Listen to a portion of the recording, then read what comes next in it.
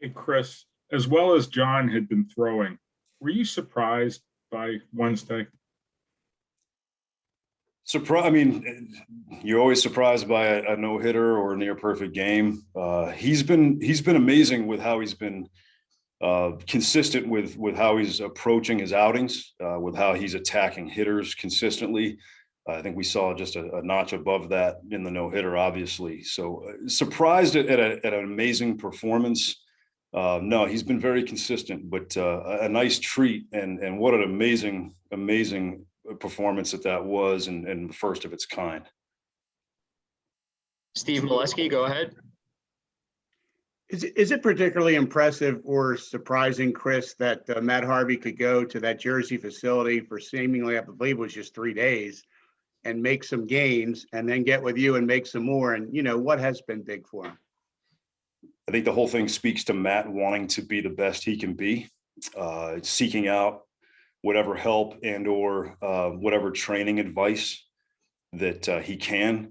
And again, just like anybody in this game who performs well over a course of time, he's taken some pieces of information and put it to work, and is really working with some bullet points and taking it and running with it, and is having success on his own with this stuff. So whether it's a combination of off season plus the work that we've put in with him and myself and Darren Holmes since the beginning of spring training, I think it's all just a combination that's leading him in the right direction. But 100% he is dedicated and motivated on his own. Dan Connolly, go ahead. Chris, can you take us back in the time machine for a minute and take us back to when you first met John Means? I'm assuming it was spring of 19. What that meeting was like, what you saw then, and what you see now in comparison with this pitcher in person. It's tough to remember exactly, Dan. I think the bigger piece here is, I saw the potential in what he has available to work with, similar to discussions I have with any pitcher, and having an opportunity to meet with him, get to know him, kind of see where he felt like he was good, and working to again just take a step forward in what he has available. And again, similar to what I just mentioned on Harvey, you work to give them accurate information and lead them in the right direction. And again, John Means is a self-made, self-motivated guy who took a little information and ran with it. And he's one of the most consistent, hardworking athletes I've ever encountered. Nathan Ruiz. Hey, Chris, you mentioned Darren earlier. What's that dynamic been like with the two of you? How has it benefited you working alongside him? It's been excellent. I think, getting to know him last year as well, he is, he's an individual who, again, is, he's very invested in people and players. He shows up every day with a thirst for, continuing to work to get just that much better, and has that rapport with all the pitchers. So the dynamic has been excellent. There's so much crossover between he and I with, whether it's delivery or pitch spins, or, you name it, across the board. There's so much crossover to work with. And of course, he has years of major league experience as a player and a coach, which is hugely valuable. And, he's also working to pick up some of the things that I've been accustomed to working with in the last 5-6 years as well. So it's been tremendous, and look forward to showing up to work with him every day. John Mioli. Chris, you have 3 rookie pitchers who have, had rookie pitcher careers at this point. They've had good outings in the big leagues. They've had, to take steps back. What's the work like, and what's the mindset like for you working with these pitchers to get, Dean Kramer, Keegan Aiken, Bruce Zimmerman to where they and you want them to be? On the one hand, it's working to be consistent with them, just as though I would with any other pitcher. It's, what are you doing well? What do we need to improve? And then what's the plan to go about that work? So from that vantage point, no different. And then navigating some of the new things for them, and being able to understand kind of what their experience is like going first time through this as a true full season rookie.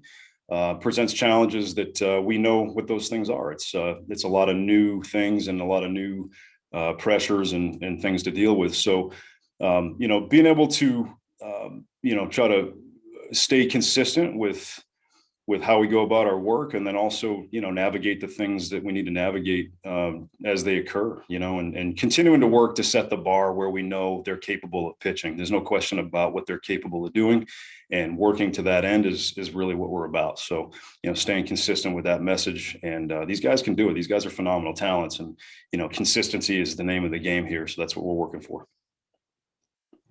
Next up is Stan Charles. I've got a question about Matt Harvey, Chris, and I don't understand every aspect of a thoracic outlet syndrome surgery, but I'm wondering if you could explain, does that complicate a pitcher's comeback because it's such a different surgery? It sort of works on a different part of what they are, Without being medically qualified to discuss thoracic outlet syndrome, I do have some knowledge of kind of the challenges that can prevent on a rehab situation. That said, he's no longer rehabbing that. So to answer your question directly, there has not been any consideration or adjustments or anything to work around given your specific question.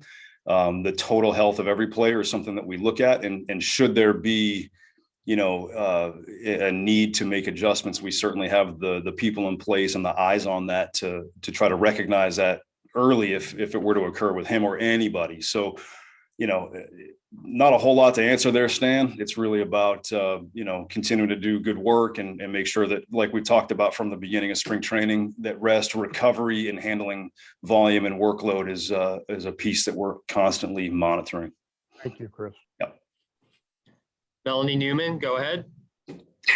I know you've touched a little bit on this, just the personalities between the rookies and some of the older guys like Harvey, but Mean said the other day he used to be a superstitious pitcher and kind of got away from that. You know who these guys are often on the field and how that changes. Can you just kind of briefly, with these starters in particular, talk about how they react when they're in a starting situation?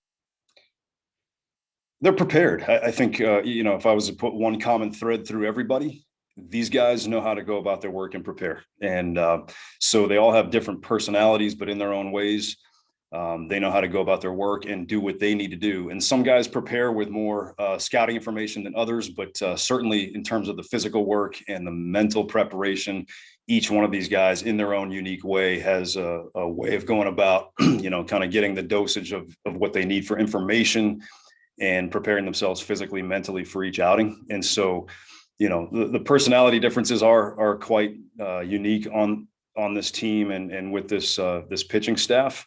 We'll keep the bullpen on the side burner for a conversation right now. But, as far as John Means, again, I can't say enough about how focused he is on his work and staying strong with his routines. When it comes to Matt Harvey, he's extremely focused, is putting in extremely professional work, and is a really nice role model for some of these younger guys on how to maintain a routine. And then Jorge Lopez, he gets what he needs as far as, coming in and meeting with us, and is very, very open to discussion, and he's very good about telling us where he's at. So, and then Zim and Kramer, obviously very hardworking, very routine oriented guys. And so I feel very, very fortunate that we have this crew who do take a very serious attitude towards their preparation and know what they each individually need. And then, if there are things that we need to maybe, help them along with in certain areas, they have that support here. We've got time for a couple more questions. David Larla, go ahead. Hey, Chris. Velocity is obviously up. Breaking balls seem to be getting nastier than ever. Because of that, pitchers don't throw to scouting reports nearly as much as they used to. They're just mostly throwing to their own strengths. How accurate is that statement? I guess it depends on the pitcher, and it depends on, who you're facing. And then I think the big distinction here is, when you look at relievers that have high octane weapons, they come in, they throw those weapons through the zone, and really good relievers do that. I think that the best pitchers in the game that I see, including many of our own guys, are doing a combination of both. They are using their strengths against, hitters' weaknesses or behaviors, and to leverage both makes really good sense to me. That said, pitchers will tell you, day in and day out that I'm going to go with my strengths because I know what I can execute. And at the end of the day, it's really about what they can go be aggressive with and be on attack with. Nathan Ruiz, go ahead. Hey, Chris, you just mentioned high octane relievers. Is there anyone you've seen in your career who you can compare to Cesar Valdez? I've referred to him as the Dominican Doug Jones at times, just in jest. But he's an amazing pitcher. Like he really does. I know the changeup gets a lot of notoriety because it's such a unique thing that he's doing, but he really does understand how to change speeds and how to locate and how to mix his stuff versus both lefties and righties, and trying to appeal to that side of him is really interesting when we do speak, because he has a lot of experience and he's seen a lot of really good hitters over the course of his career, and he has a lot more to offer than just the 83% changeups that everyone's making a big deal out of. So certainly that is been the storyline, but there's more there than just a changeup. And we have time for one final question from Dan Connolly. Chris, these are your pitchers, your guys, your charges. Given that, do you have a specific feeling about the drop third strike rule in Major League Baseball? And has that changed at any in the last 3 days or so? You have to accept things the way they are at the time. And, with the evolution of the game and things perhaps changing and some rules that are just, being discussed, that is one of those rules that will continue to get looked at. As far as the effect of that rule on this particular outing, I think you have to really not look at that as much as look at the amazing performance that Johnny and Sevy put together, despite anybody's talk about a drop third strike. I think that, to appreciate this outing and to not let that be a piece of the narrative is really the most important thing. Phenomenal performance from start to finish. That no-hitter and near perfect game had all the elements and all the excitements and ups and downs, and the close call, the close call fly ball to left, and Seti making a nice catch in center, and you never saw him let off his attack. There was never any notion that he was protecting a no-hitter or anything like that. So to bring in the drop third strike and make that a real big piece, I think is really not doing justice to the bigger piece of the narrative there, which was just how phenomenal performance that really was on both his and Severino's part. As the game continues to evolve and rule changes do come and go, that's certainly one that's on the table, it seems like.